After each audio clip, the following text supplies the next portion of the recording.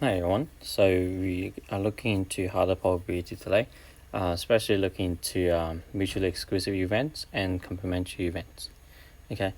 Um, Before we start, there's a good news. So we're going back. All the grades going back on the 25th of October. So I'm going to see you guys in 2 weeks' time. Yay! Yay! Anyway, so let's start. So first one is mutually exclusive event. So basically, mutually exclusive event means there's the two outcomes of the outcomes of two events doesn't overlap. So for example here, if we roll a die, okay, and you're looking for different outcomes. So first you can looking for 2, and second you can looking for a 5. The 2 and 5 are different. Okay, so those two outcomes, they don't overlap, but I give you an example that when they overlap. So how about we have so one outcome is a number less than 3. Okay, another outcome is the even numbers. Okay, now you have one number overlap, number 2 is overlap, isn't it?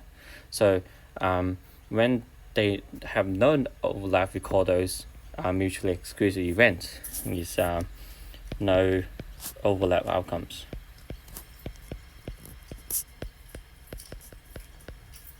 Okay. Oh, good, good. Just almost made it by 8. Oh, shit, 2 minutes late. I'm recording a lesson. Hey? I'm recording a lesson. Right. So yeah, that's that. The thing is, when we talk about when we do probability for events that overlap, we need to add the elements together and subtract by the amount that is overlap. Okay. So for the first one, you're looking for a probability of a 2, and A is looking for event of a 2, B is an event of a 3.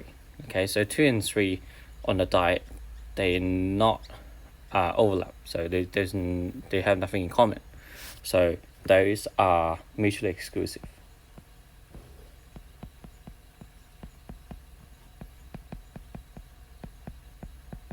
Okay, 2 and a even number. Well, 2 is an even number, isn't it? So it's overlap, so they're connected.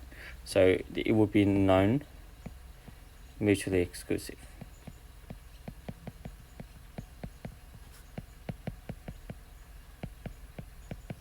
Okay, a 2 and a number bigger than 4. Okay, so 2 is less than 4, so they're not related, and there's no numbers overlap.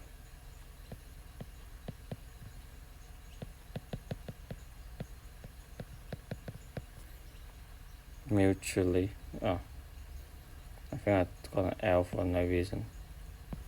It's mutually exclusive. Anyway, A is a number less than 5. B is a number bigger than 2. Now, less than 5, we don't count 5 here. Bigger than 2, we don't count 2 either. So this one you got less than 5, you got 1, 2, 3, and 4. Okay, this is the sample space. If it's bigger than 2, you got 3, sorry, 4, 5, and 6. Okay, as you can see, we got these two numbers that is overlap, so they are not mutually exclusive. So non mutual exclusive, non mutually exclusive. Okay, now oh, I forgot to put this one in. That's okay. I'm pretty sure you guys are okay with mutually exclusive, so I'm just going to move on to this. Okay, as I said, when we have mutually exclusive events, and we need to find a probability of it, we kind of need to subtract. Right, let's look at this. Now, it's really important we know the differences between N and O. Okay, so a die is rolled. Event A is an odd number. Event B is an even number.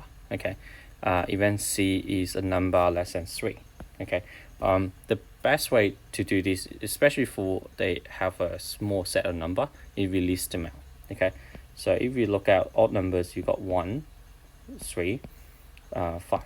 Okay, you got 3 numbers. Even number, you got 2, 4, and 6 is a 4 die, a normal die. C is a number less than 3, so you only have 1 and 2. Okay. Now, you're looking at the outcome of those events, A and B. Now, N means is the overlaps.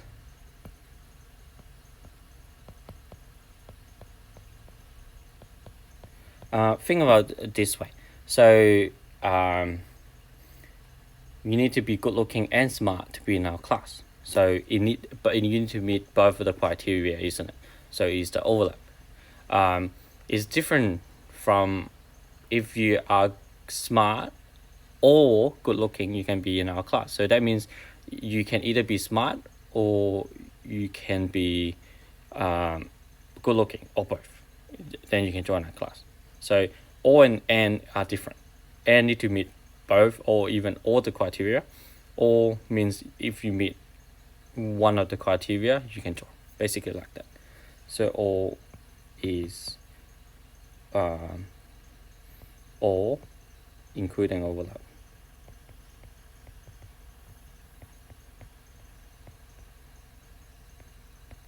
Okay, so A and B. A and B, there's nothing overlap, isn't it? So there's no outcomes. Okay. A or B. Now this is interesting. A or B is either A or B. So is all the numbers, isn't it? So you got 1, 3, and 5. And you also have 2, 4, and 6. So you basically combined A and B. Okay. B and C.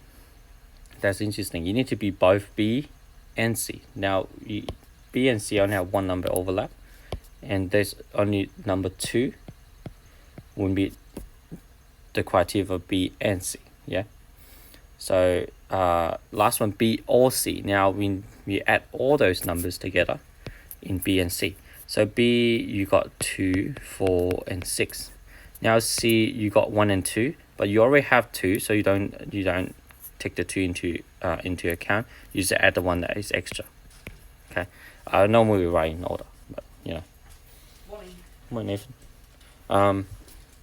So I hope you guys are okay with mutually exclusive events. So here I got a quick question. So pause this video and do it yourself first. This one we're looking at probability, but it's just one step further because probability is out of the total outcome, which is out of 5 here. Okay, pause it, and I assume you're done. So let's go through this together. So red or blue. So red or blue. So you got 1, 2, 3, 4. You got 4 choices. Yeah. So probability would be 4 out of, you got 5 numbers here. 5. Okay. Now second one is red and blue. So there's no ball here. It's both red and blue. So it's none. Okay. C, red, or show the number 4. Now all. So you got 3 reds. Okay, number 4 is green. So you add these 2 together. So 3 plus 1 is 4 over 5. Red and, that's important, and show the number of 3. So we got 3 red here, but it's only one of them show the number 3. So probability of 1 out of 5. E, show the number 2 or more. Now 2 or more, yeah. So it's bigger than 2. So we got 1, 2, 3, 4, because including 2 as well. Because 2, number 2, so that's one number, or more, so it's a number bigger than 2. So it would be 2, 3, 4, 5. Again, 4 out of 5. A number that's greater than 3. Now, greater than doesn't include 3. Okay, so that means it's only 4 and 5. So 2 of them. Okay. Alright, hopefully you guys do it all correct. Now next bit, complementary events. The thing with complementary events is that sometimes we look at something and then we talk about everything else. So for example, you throw 2 coins and getting 2 heads, your chance is 1 out of 4, isn't it? Because you either get 1 head, 2 heads, 2 tails, or the first one is a head, second one is a tail, or the first one is a tail, second one is a head. So you got 4 different combinations. If you do a sample space, you got head head, head tail, tail head, and tail tail. So one of them getting a head will be 1 out of 4, isn't it? So that's what we do, probability. So the probability of not getting 2 heads when 2 coins tossed. Now, well, you normally can just count this one, and you work out 3 out of 4. But because getting 2 heads or not getting 2 heads is opposite. It's totally opposite. It's one way or another. So what we can do is we can just use 1 minus probability of getting 2 heads. Now this is really useful sometimes. I show you an example. So the way we represent it is, let's say we got a probability of well, let me rewrite this. So probability of getting 2 heads is, the way we write it is like this here. Probability of 2 heads will be 1 out of 4. Yeah. Now the complementary events, which is the opposite of getting 2 heads. So it means not getting 2 heads. We put a bar on top that represent complementary events, which is 1 minus 1 out of 4. Okay, so that means not getting 2 heads. So it will be 3 out of 4. And you can see you got 3 different outcomes out of the 4. So that will be that too. Okay. Yeah, that's that. It could be quite useful, especially when you have a hard situation. For example, a deck of cards. So we probably got asked what's the probability of getting ace. Now you realize there's 4 ace and the 52 cards. So if you simplify it, will be 1 out of 13 to get ace. Now if you ask to find the probability of not getting ace, are you going to count all the other cards? It's going to be a little bit hard, isn't it? Because you need to count so many of them. The quickest way to do it is do the opposite. What's the opposite of getting ace? Well, getting everything here. So to find that, instead of counting all the cards, you can just use 1 minus the probability of getting 8. So the opposite, the complementary of that is the rest of it. Okay, so basically complementary is the rest of it. If you remove what that is and the rest of it, that's the complementary. Okay, so if you look at those questions here, it could be quite easy if you just use complementary. So for example, the first one, the bag contained 9 marbles, 5 which is red, and A represent drawing a red marble. Okay, so probability of A drawing a red marble, so 5 out of 9 is red. Okay, if one marble drawn randomly and put in the bag, okay, well, just 5 out of 9, a 9 out of 5. Okay, so we worked that out already. Probability of getting A is 5 out of 9. Okay, the complementary with the little bar on top, supposed to be a bracket anyway, that would be the opposite, which is 1 minus would be 4 out of 9. Okay, that's the complementary. Now the last one asks us to add them together. So we got probability of A will be 5 out of 9, and the complementary with 4 out of 9 should be 1. So this question here, it's not really random, because you just want to show you that an event, the probability of an event and its complementary event together, they should be 100%. Okay, so it's one way or another. Yeah. Anyway, so have a look at this question. It would be a lot easier if you use complementary, but if you don't, it's alright too. but it's just going to be a little bit harder. Okay, pause this video and do it yourself first. Okay, assume you're done. Okay, cool. Let's go through it together. So barrel contains 7 blue and 4 orange and 9 purple. Okay, now this is a situation where if it's not purple, it will be orange and blue, isn't it? So instead of adding the blue and orange together, we can just use the total minus number of 9s. Okay, so let's look at, we do in decimals. Probability of this joint, right? Add them together, you got 20. So it's out of 20, it's easy to calculate. The probability drawn randomly from the barrel is purple. So probability of purple. So I'm just going to use P to represent purple. Purple is 9 out of 20, isn't it? Now 20, if you convert to decimal, you just times top and bottom by 5. That will be 0.45.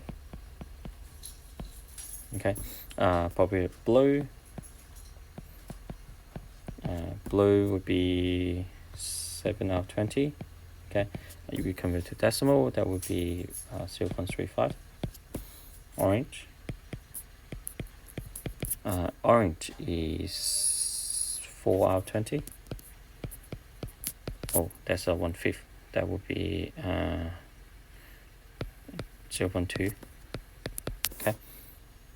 Now, the interesting part is not purple. Okay, so not purple, you normally count orange and blue and then find the probability of that. But the quickest way to do it would be not purple means purple, complementary of purple, isn't it?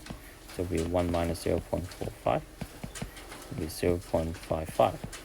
If you're not sure, you can add 4 and 7 together. That would be 11. 11 out of 20, it will be 0.55. Same thing. Okay. Not blue. Not blue would be 1 minus 0.35, which is 0.65. Okay. Not orange. That would be 1 minus 0.2, which is 0.8. Easy. Alright, next one.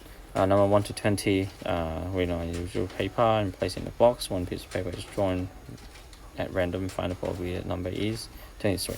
Well, it's only 23 out of the 25 number, isn't it? So probability would be 1 out of 25. Not 23. Well, that is 24 numbers, or that is not 23, or you can just use the complementary 1 minus 1 out of 25. That would be 24 out of 25. Okay, you can write in decimal, fraction, doesn't matter. Even. Okay, now 1 and 25s are all odd. 1 and 21 to 24, there will be 12 odd, 12 even. So adding 25 doesn't mean he's gonna. It still means he got 12 even. So even should be 12 out of 25. Not even, well, you can use 1 minus 12 out of 25, or you can count it as 13 numbers, so 13 out of 25. Prime. Oh, okay, we didn't need to count. 2, 1 is not prime. Okay, 2, 3, 5, 7, 11, 13, 17, 23. So you got 8 out of 25. Not prime. Do you want to count all the numbers? You don't, hey? This is 1 minus 8 out of 25. That should be 17 out of 25. Next one, less than 12. 12 doesn't count. Okay, so there will be 11 numbers. So 11 out of 25. Not less than 12, which is larger than or equal to 12. Which is, you can just 1 minus 1, 11 out of 25, which is 14 out of 25. Divisible by 4. Now, we just can count it 4, 8, 12, 14, 20, 24. So 6 out of 25. Not divisible, that would be opposite. That would be 19 out of 25. Okay. 2-digit numbers. Well, we only have 9 numbers that's not 2 digits, so it'd be 25 minus 9, 5 minus 9, that would be 16. And not 2-digit number, that would be 9, so it would be 6, no, it would be 9 out of 25. That's it. Okay, this is a question for you guys to do for homework. It looks long, but hey, all you need to do is just write the fraction. So yeah. All right, cool. I'll see you guys next week. Thanks for watching.